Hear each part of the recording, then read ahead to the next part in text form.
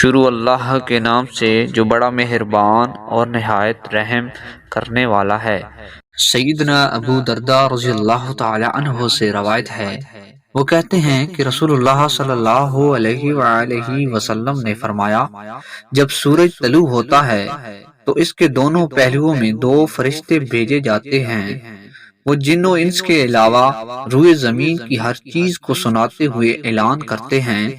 لوگوں اپنے پروردگار کی طرف آ جاؤ،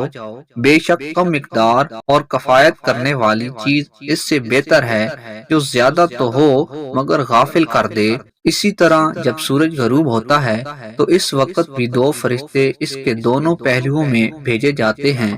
اور جن و انس کے علاوہ باقی اہل زمین کو سناتے ہوئے یہ اعلان کرتے ہیں، اے اللہ اپنی راہ میں خرچ کرنے والے کو اس کا نعم البدل عطا فرما اور بخیل کے مال کو تلف کر دے۔ سیدنا ابو ہریرہ رضی اللہ تعالی عنہ سے روایت ہے کہ رسول اللہ صلی اللہ علیہ وآلہ وسلم نے فرمایا،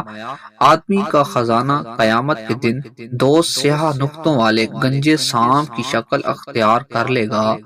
پھر وہ اپنے مالک کا پیچھا کرے گا اور وہ اس سے بچنے کی کوشش کرے گا، لیکن وہ سانپ اس کا پیچھا کرتا رہے گا یہاں تک کہ وہ اپنی انگلی اس کے منہ میں ڈال دے گا۔